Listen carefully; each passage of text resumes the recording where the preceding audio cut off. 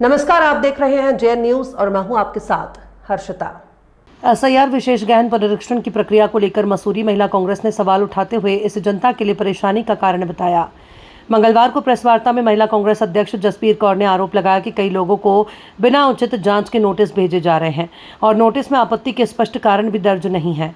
उन्होंने कहा कि एसआईआर की मैपिंग सही तरीके से नहीं होने के कारण लोगों को दिक्कतों का सामना करना पड़ रहा है। खासकर बुजुर्गों के सामने अपने साक्ष्य जुटाने की बड़ी समस्या है। कई बुजुर्गों से 50 से 60 साल पुराने दस्तावेज मांगे जा रहे हैं, जबकि उन्होंने इतने पुराने रिकॉर्ड कभी संभाल कर नहीं रखे। जसबीर कौर ने कहा कि कई लोगों के नाम को लेकर बेवजह आपत्तियां लगाई जा रही हैं, जबकि उनके पास सभी जरूरी दस्तावेज मौजूद हैं। वहीं कई युवा मतदाताओं के नाम मतदाता सूची में दर्ज नहीं होने का भी उन्होंने आरोप लगाया। उन्होंने दावा किया कि एसआईआर की प्रक्रिया को लेकर बीएलओ पर भी दबाव बनाया जा रहा है और उन्हें पर्याप्त सहयोग और समय नहीं दिया जा रहा। कांग्रेस ने निर्वाचन आयोग और सरकार से प्रक्रिया से सरल बनाने और लोगों को अनावश्यक परेशानी से बचाने की मांग की। महिला कांग्रेस अध्यक्ष ने सुझाव दिया कि मतदाता पहचान को आधार कार्ड से लिंक कर प्रक्रिया को आसान बनाया जाए, ताकि भविष्य में मतदाता सूची को एकीकृत और व्यवस्थित तरीके से तैयार किया जा सके। उन्होंने कहा कि सरकार को ये सुनिश्चित करना चाहिए कि पात्र मतदाताओं के नाम सूची से ना छूटे और किसी व्यक्ति को अनावश्यक रूप से परेशान न किया जाए। प्रेस वार्ता को मुझे आज बहुत मजबूर होकर ये प्रेस वार्ता करनी पड़ी, ताकि निर्वाचन आयोग तक हमारी ये आवाज़ पहुंच सके कि जो उन्होंने जनता को परेशान किया हुआ है, जनता को परेशान करने का एक नया बहाना है, क्योंकि सरकार कोई ना कोई बहाना ढूंढ रही है। सबसे पहले आधार बनाओ, आधार बनाए लोगों ने, पहचान पत्र बनाओ, पहचान पत्र बनाओ, उसके बाद फिर आप राशन कार्ड बनाइए, राशन कार्ड में नाम चढ़ाइए, फिर आपका गैस का ये करिए, फिर बैंक में नोटबंदी कर दी गई।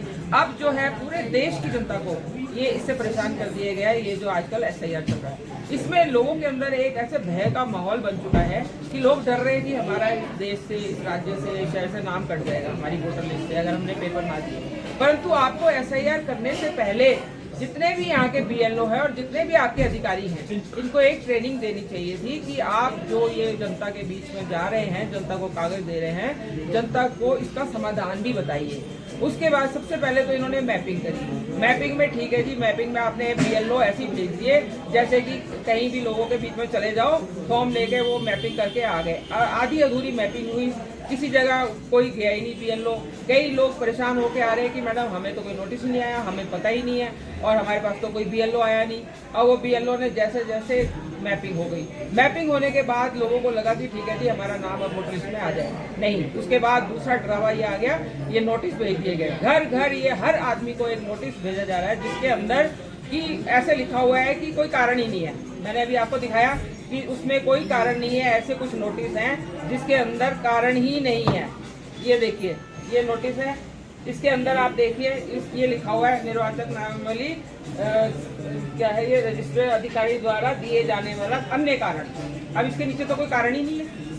अब जनता इसमें क्या कारण दे, इसका क्या दे, क्या हल दे कि हमारा नाम वोटर लिस्ट में आ जाए।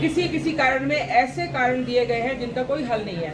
आपके दादा दादी, नाना नानी की उम्र में 50 साल का अंतर है, किसी के बच्चे में लिखा है तुम्हारा 40 साल का अंतर है, किसी में लिखा है 15 साल का अंतर है। इनके पास ये रिकॉर्ड कहाँ है? मैं इनसे निर्वाचन आयोग से पूछती हूँ कि इनके पास ये 100 साल पुराना रिकॉर्ड कहाँ है? 2003 में कोई सर्वे हुआ नहीं हुआ हमें नहीं पता, क्योंकि हमें इतना पता है कि बीएलओ घर घर आए थे, उन्होंने सिर्फ ये देखा कि इसकी डेथ हो गई, इसकी डेथ हो गई, परंतु वो नाम भी कई वर्ष तक चलते आए। तो ये रिकॉर्ड ये कहाँ से ला रहे हैं? ये अनावश्यक जो जनता को परेशान किया जा रहा है। और उसके अतिरिक्त जनता तो परेशान है ही।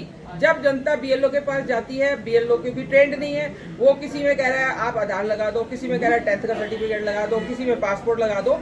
आज उत्तराखंड में पासपोर्ट जो है मान्य हो गया, बंगाल में पासपोर्ट मान्य नहीं था। तो एक देश के अंदर एक कानून चलना चाहिए। बंगाल में सुप्रीम कोर्ट ने कह दिया जी पासपोर्ट आपका कोई ये नहीं है कि आप यहाँ के नागरिक हैं देश के। आज उत्तराखंड के जो निर्वाचन आयोग है वो कह रहे हैं पासपोर्ट लगा दो, इसके पीछे लिखा हुआ है आप पासपोर्ट लगा दीजिए। तो आज यहाँ पासपोर्ट मान्य हो गया। अच्छा, दूसरी बात ये बीएलओ जो है वो बेचारा इसलिए परेशान है क्योंकि उसको खुद पता नहीं है, उसको ट्रेंड किया ही नहीं गया। और उसको भी इतनी बड़ी परेशानी है कि बेचारा कोई तो 5 बजे तक, कोई 3 बजे तक वहाँ बैठता है जनता की सुनवाई के लिए। उसके बाद उसको फील्ड में भेज दिया जाता है कि आप नोटिस बांट के आइए। वो आप देख रहे हैं मसूरी के अंदर कितनी बारिश है, कैसे है, कोई पैदल घूम रहा है बेचारा, कोई कहीं जा रहा है, रात को 8-8 बजे घर आ रहे हैं, वो अलग परेशान है। तो इसका क्या हल है? मेरा निर्वाचन आयोग से ये कहना है कि आप एक सारी जितने भी वोटर लिस्ट है उसको आधार से क्यों नहीं जोड़ते? ये बताइए, क्योंकि अब आप ये SIR कर रहे हैं, अब दो महीने बाद ये नया सरकार निकाल देगी जनता को परेशान करने के लिए, अब आधार से जोड़ो। तो आप पूरे देश में आधार से वोटर लिस्ट को क्यों नहीं जोड़ रहे, इसके पीछे क्या राज है? तो मैं इसीलिए आज प्रेस कॉन्फ्रेंस करी है, निर्वाचन आयोग तक ये खबर पहुंचनी चाहिए आपके माध्यम से कि जनता को जो परेशान किया जा रहा है वो परेशानी बंद कर दीजिए।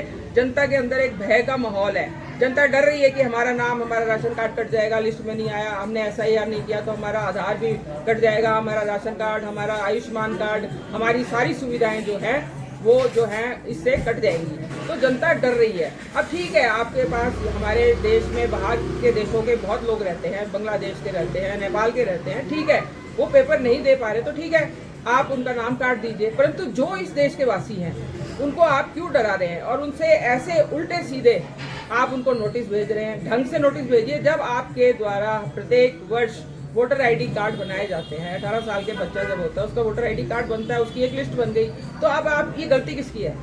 उसके अंदर आपने किसी के बाप का नाम कुछ लिख दिया, किसी की एज गलत लिख दी, वो आपने लिखा, वो किसी ने आपको जब कागज दिए थे, जब हम ये बनाते हैं पहचान पत्र, तो हम 10th का सर्टिफिकेट देते हैं, आधार देते हैं, कोई ना कोई साक्ष्य देते हैं वो बनाने के लिए, तो वो गलती किसकी है? आपने अनपढ़ लोग वहाँ पर बिठा रखे हैं निर्वाचन आयोग में, और वो जो भी कंप्यूटर में आता है वो गलत मत भर देते हैं, और इसका खामियाजा किसको भुगतना पड़ता है? जनता को। अब आज आप कह रहे हैं तुम्हारे पिताजी की ये गलती है, ये 50 साल के हो गए, 60 साल के हो गए, कैसे हो गए? ये उस गलती से। ऐसे ही आधार बनाते समय जो सरकार ने आधार बनाए थे उस समय भी उन्होंने अपने मन से भर दिया, किसी का नाम कुछ भर दिया, किसी की उम्र कुछ भर दी। जनता तो अनभिज्ञ है, जनता बेचारे अनपढ़ लोग हैं बहुत है, उन्होंने बोल दिया मेरा नाम है, लिख दिया कुछ, तो आज वो सारा खामियाजा जनता को भुगतना पड़ रहा है। तो मेरा आपके माध्यम से निर्वाचन आयोग को ये मैसेज है कि आप जो है इसके अंदर इसको थोड़ा सरल बनाइए, जनता को डराइए मत, और ये जो बिना मतलब के नोटिस है ये भेजना बंद कीजिए।